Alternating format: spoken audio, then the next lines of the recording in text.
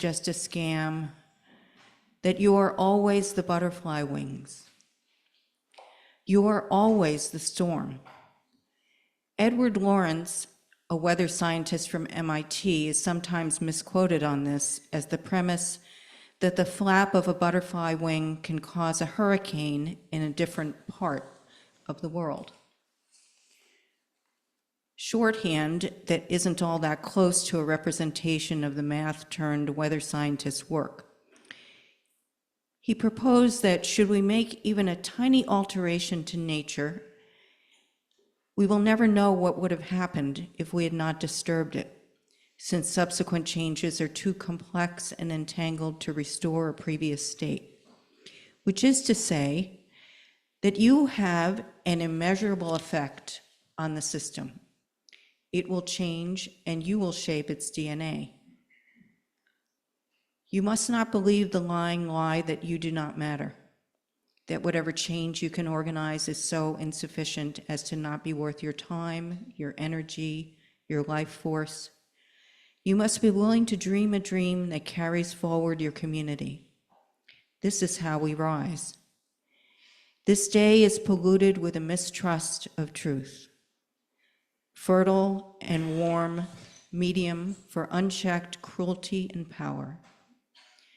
You must choose to scream the truth until every leaf and stone bears unrepentant witness to what happens when you try to cage and smash, to pin and frame a butterfly and their thousands and thousands of fabulous, flamboyant friends.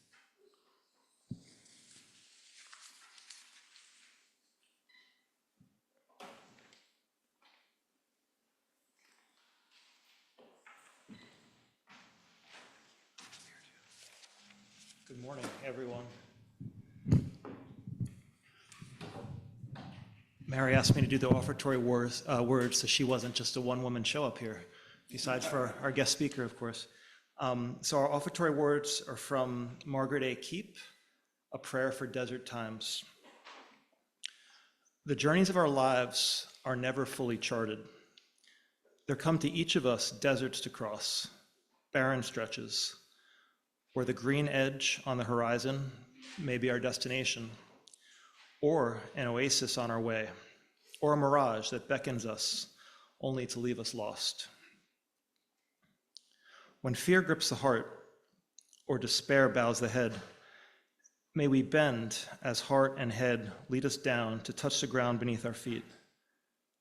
May we scoop some sand into our hands and receive what the sand would teach us. It holds the warmth of the sun when the sun has left our sight, as it holds the cool of the night when the stars have faded.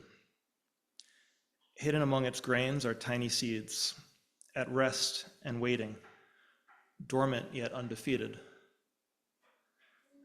Desert flowers, they endure, moistened by our tears and by the rains which come to end, even the longest drought. They send down roots and they bloom.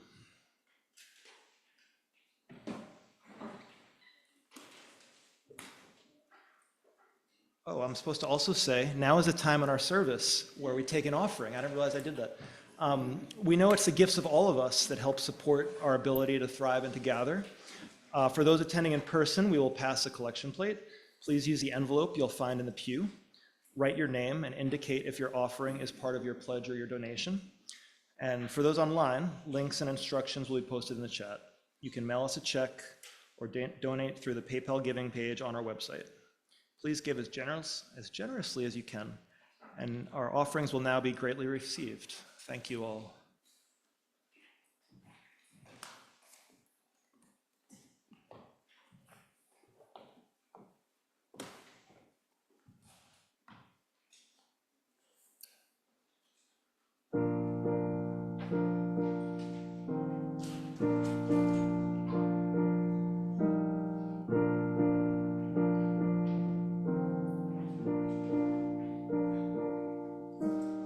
Come to sing a song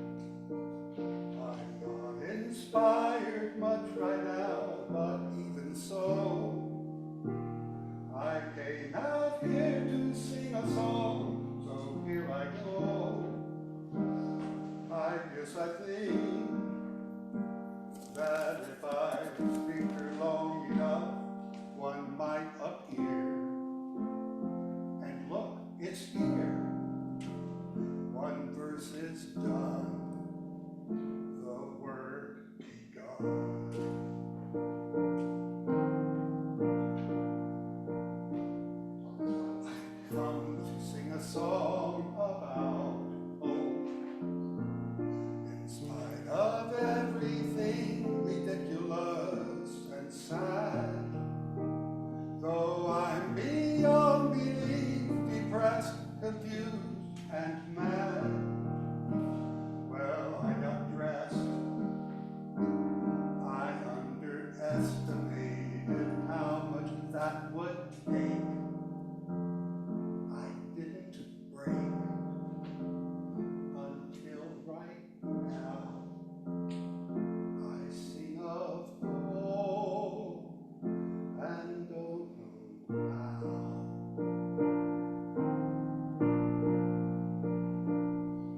So maybe I can substitute strength because I'm strong enough.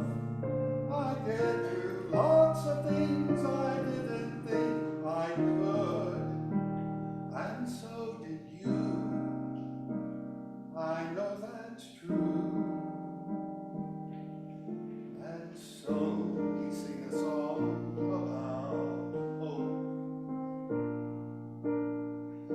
Though I can't guarantee there's something real behind it, I have to try to show my daughters I can find it. And so today, when life is crazy and impossible to bear, it must be fair. Fear never wins. That's what I hope. See, I said hope. The words begin.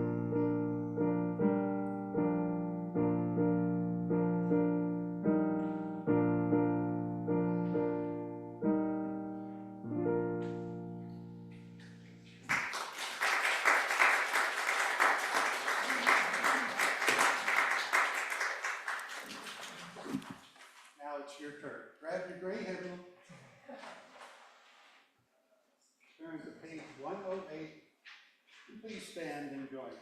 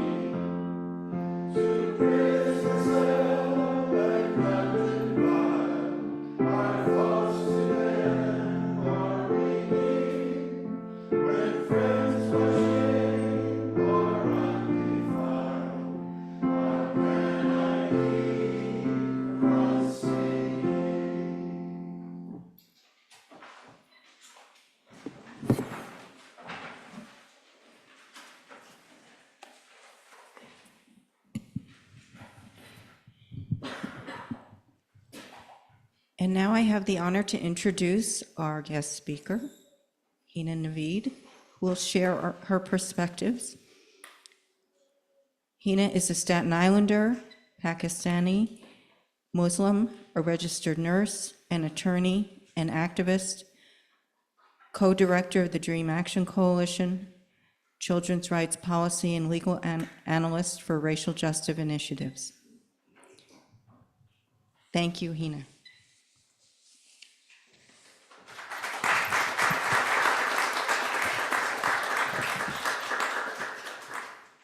Good morning. Thank you for welcoming me into this sacred space. It's a true privilege to be here with you today to share my story, my faith, and most importantly, my belief that choosing faith over fear is not only a deeply personal act, but a collective responsibility we all share. We live in a world where fear can be paralyzing. Fear of uncertainty, fear of change, fear of the unknown. But faith reminds us that no matter how dark it gets, we are never alone. I'd like to begin by sharing my family's story. My family immigrated to the US when I was just 10 years old. The move was born out of necessity. My older sister needed critical medical care that she could only receive here in the US. Like any parents would, mine made the hard choice to leave everything behind to fight for her life. Unfortunately, due to a lawyer's mistake, our immigration status lapsed, and my parents had to make an impossible decision: to return home and risk losing access to my sister's treatment, or to stay and face an uncertain future.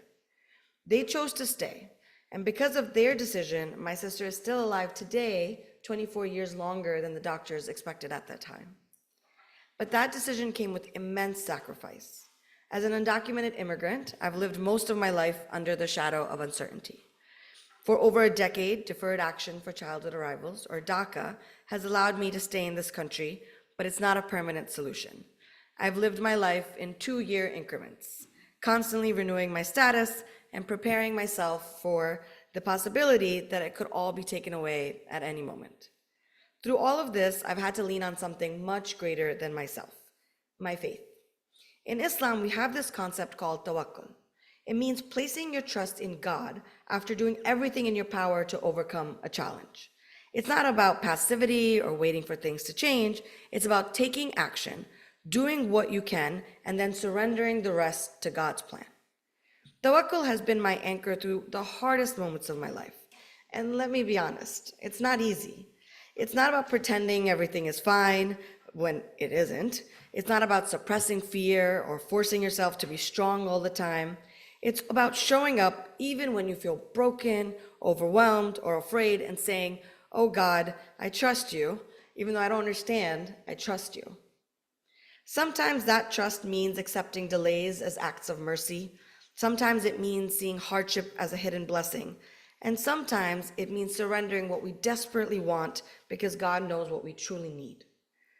Tawakkul teaches us that strength doesn't come from control. It comes from surrendering to the one who is in control. And that surrender allows us to move forward with courage, even when we can't see the path ahead. But here's what I've learned. Faith isn't something we practice alone. It's something we live out in community. And that's what I want to focus on today. As people of faith, we're called not just to trust in God, but to care for one another, to show up for our neighbors, to stand with the most vulnerable in our communities. Over the past several years, fear has been weaponized in ways that have torn communities apart. We've seen policies designed to make immigrants and refugees feel unwelcome, family separations at the border, travel bans targeting Muslim-majority countries, and increased ICE raids that shatter families and instill terror in communities. But fear is not the answer. It never has been. As people of faith, we're called to choose love, justice, and compassion over fear. We are called to see the humanity in every person, no matter where they come from or how they got here. And we are called to act, not just for ourselves, but for one another. So what does that look like in practice? It means asking ourselves, when we see a family struggling, how can we help? When we hear rhetoric that dehumanizes immigrants, how can we speak out? When we witness policies that cause harm, how can we take action? Faith requires action, and action requires courage.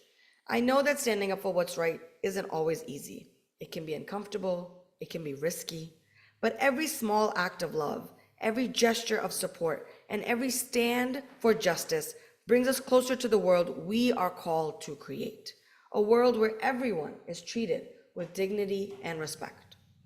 When I think about the challenges my family has faced, the uncertainty, the fear, the sacrifices, I'm reminded of the strength that comes from community. My family didn't survive this journey alone. We were supported by people like you, who chose to see us as neighbors, not strangers. And that support gave us the courage to keep going. I want to leave you with a verse from the Quran that has guided me through so much. Whoever puts their trust in God, He will suffice them. This verse reminds me that when we choose faith, faith in God, faith in each other, faith in the power of community, we will always find what we need to carry on. So I challenge all of us here today. How can we show up for one another? How can we reject fear and choose faith, not just in our own lives, but for our communities? Because when we act in faith, we make space for healing, for hope, and for change. Thank you for allowing me to share my story and my faith with you today. May we continue to walk together, to support one another, and to build a world where fear no longer has a place. May God bless us all. Thank you.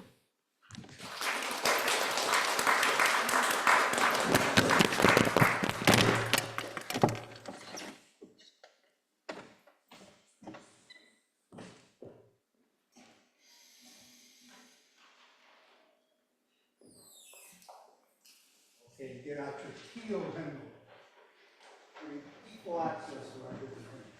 Turn to number 1014, and please stand and sing out with heart.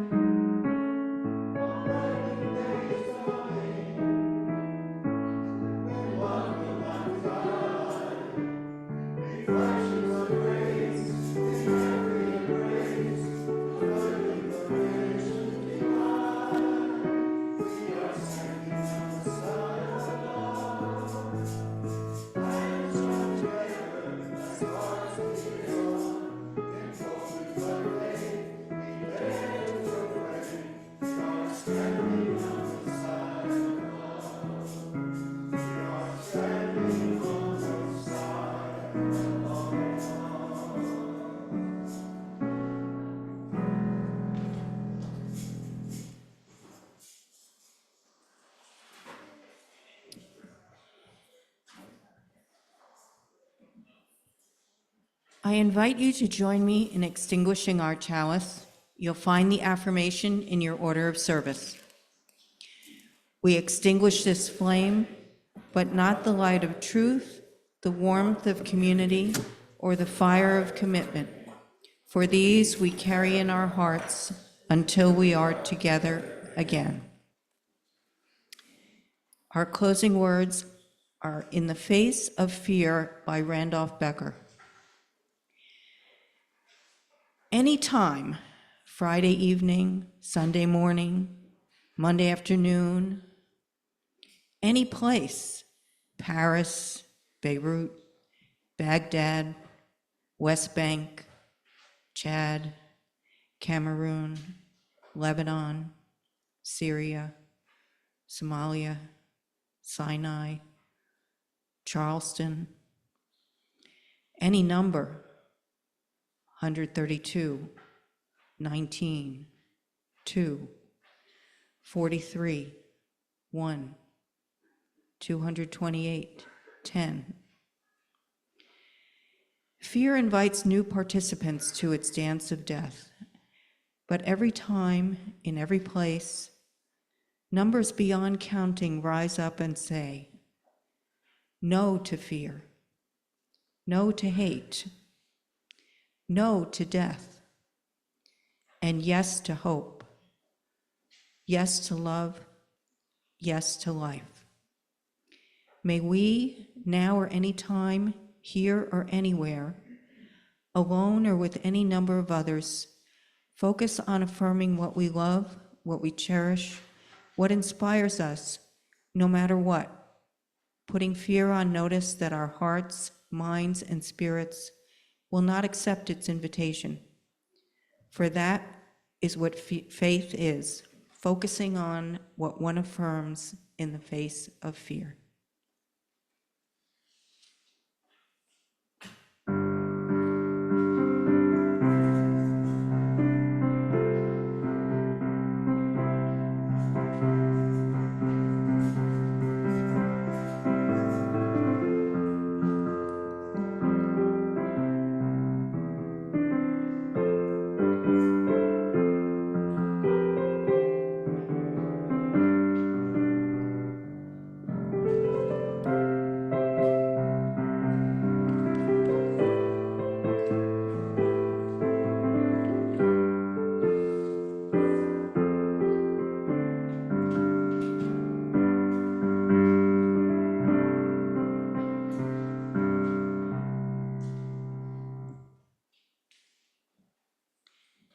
And so ends our service. Please join us in the parish hall for hospitality.